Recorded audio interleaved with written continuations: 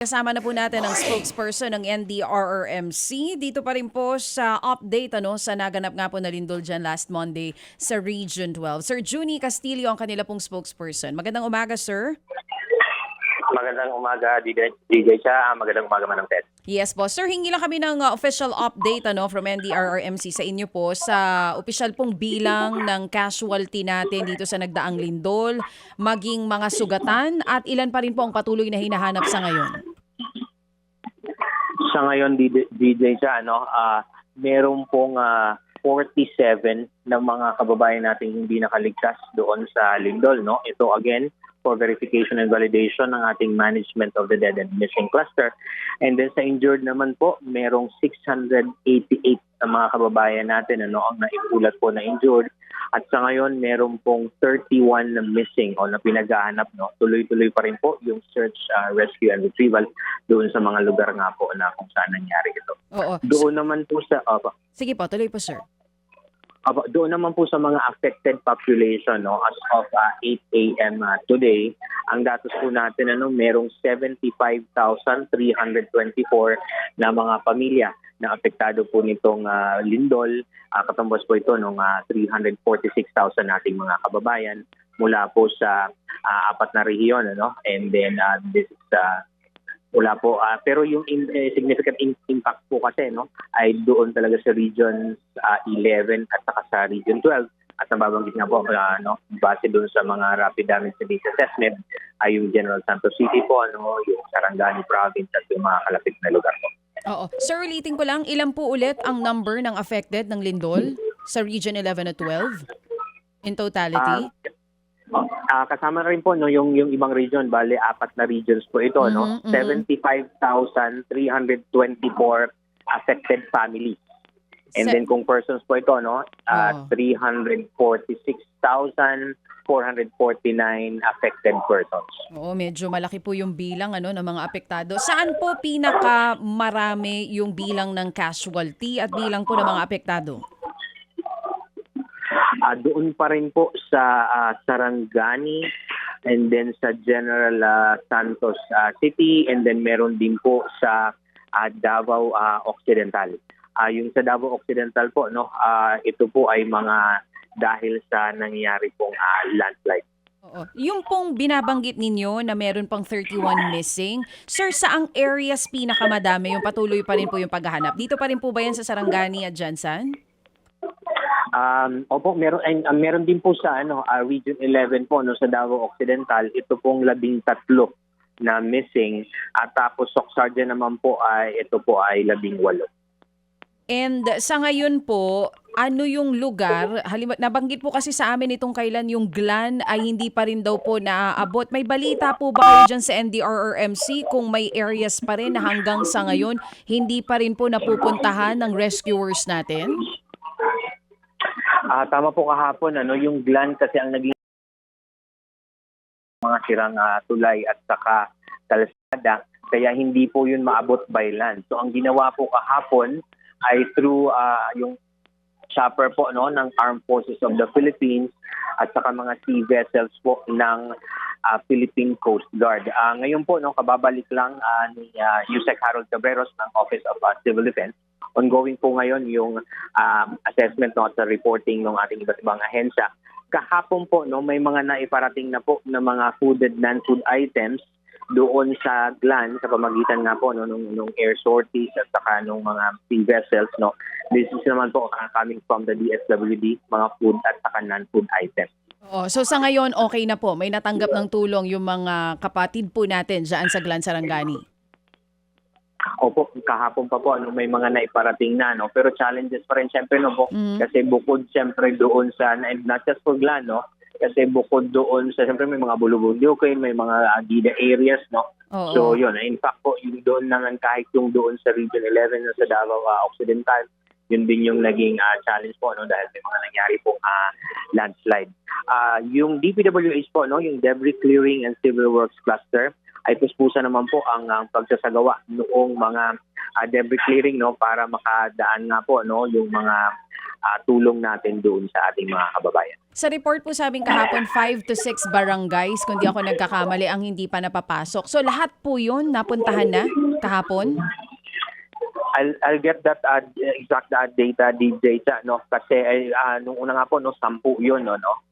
So may mga nauna nang narating, pero alamin ko lang po kung yung mga nasa mas malayo ay narating na po, no? But we would hope, no, dahil yung kahapon buong araw ay puspusan po yung pagpupunta po ng ating mga iba't ibang mga response agency. Oo. Sir, doon sa reports na una nyo pong natanggap, kumusta doon sa Glan? Nung una mapasok po ng rescue teams, marami po bang naabutan ng landslide ng mga bahay doon sa area?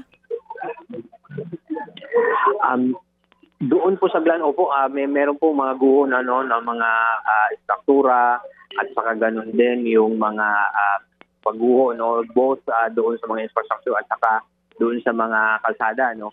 Kaya yun nga po ang naging challenge doon. And then siyempre, yun nga pong mga food and non-food items na immediate na mga kailangan, no, bilang na rin po yung mga tubig inumin, no. So yun yung naging challenge doon sa lugar. Oo. Sa ngayon po ba nasa tent pa rin yung ibang mga kapatid po natin, especially in Glan na nabanggit po sa aming kahapon?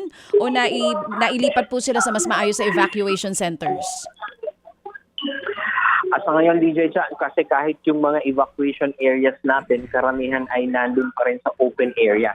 So mga tent cities yung gamit natin kasi tuloy-tuloy pa rin yung aftershocks, no. Ongoing ngayon, nagre-report yung DOST PVOX, no. Meron na daw pong 3,000 aftershocks na recorded doon. So and then sinasabi rin po, no, na it could last for several more days, no. Yung dating daw po parang halos 1 linggo. So kaya yung ating pong mga evacuation areas ay hindi pa rin po ito yung mga infrastructures, no, nakapareho ng bagyo na mga gusali ang ating mga evacuation areas. So ito po ay mga tent cities, no. Kaya yung ating naman pong shelter cluster through the DHUD, no, ang namumuno, yun po ang mga ginagawa, no, mga shelter grade tarpaulins, no, and then eventually itong mga sturdy na po, no, na mga modular na mga temporary shelter ang ginagamit. Opo, nasaan ang problema, Sir Juni, doon sa komunikasyon gamit ang cellphone at internet? Tama man nung Ted, ano, yung Emergency Telecommunications Cluster, DICT, ayun yung challenge kasi nung una, syempre, hindi natin makuha yung mga datos or yung mga, at least mga reports, no, at mga nanghihingi ng tulong dahil wala nga po mga cell site, no. Pero through the DICT po, ano, and yung mga telcos natin kahapon, meron lang mga naibalik, no. In fact, may mga, ayon sa DICT, they were able to deploy mga 92 emergency ICT equipment and resources, no, specifically po, no, regions 12, region 11, no, para nga po, no, ma-contact na natin itong mga areas na ito. And yung mga kababayan din po natin, ano, na makapag-charge, makakontak din sa kanilang mga mahal sa buhay, no, para maipaabot yung kanilang kalagayan. Sa NDRMC naman po, no, so yun yung concern, no, na makuha natin mapuntahan dahil nga alamin para ano po yung mga pangangailangan nila doon. Ano ba ang report ng telco? Problema nila sa cell site na sa paglindol nasira yung cell site? Ano ba ang kanilang report sa inyo? Based on the report po, no, nung DICT kahapon, no, sa ngayon po hindi pa sila nakakapag-report dito sa ongoing meeting, no. Base doon sa kanilang reports po, syempre po, no, automatic shut-off kasi in most of their mga cell sites. No, opo, dahil doon sa paglindol siyempre sa kapaguga, no. And then pangalawa po ay yung linya ng kuryente, no, or yung emergency na mga power supply po, no, ng mga cell site na ito. Yung mga UPS nila, yun problema kapag nawala ng kuryente, kapag naubos na yung baterya nila, wala na rin pong cell site, no? Hindi na wala nang function. Sir, sige po. So, Sir Juni, malungkot man pong sabihin, pero inaasahan natin tataas pa ang bilang dito ng mga casualties.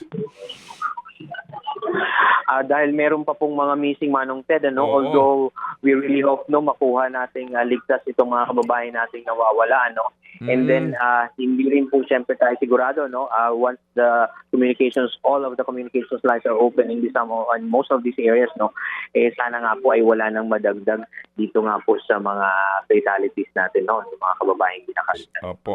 Sir Juni, baka po umulan sa mga lugar na ito. Handa na ho ba ang inyo pong mga kasama sa NDRRMC how to address that kapag umulan? Yung ating mga nasa tent, yung pong mga nandoon po sa mga dapat pang ma-rescue, pati po itong mga pag-aayos po sa mga kalsada at tulay po na sira. Tama Manong Ted, no? As we speak, no, ongoing ngayon yung meeting ng NIAC, no. Nagre-report po yung DOST Pag-asa para nga po doon sa mga advisories, no, kung saan uulanin, lalo na dito sa mga apektadong lugar, no, para at least po malaman din, no, kung paano ipa-prioritize, no, yung mga evacuation areas, kasi meron pong 34 na evacuation areas. So yun po yung inaalam ngayon, ano, na dapat po itong mga evacuation areas ay maging handa na rin po, no, kung sakali nga pong umulan dito sa mga lugar na ito. Okay, sige po. Sir Juni, salamat po sa inyong informasyon na binahagi po sa aming programa, and Godspeed po, sir. Thank you po. Maraming salamat Manong Ted, maraming salamat po DJ Ka. Thank you. Yan po si Ginoong Juni Castillo, ang spokesperson po ng NDRRMC. Mga kapatid, patuloy po kayong tumutok sa 105.9 True FM para sa totoong balita, impormasyon, music, and entertainment. Mag-subscribe sa aming YouTube channel at podcast at sundan nyo kami sa Facebook, Instagram, X at TikTok sa True Network PH.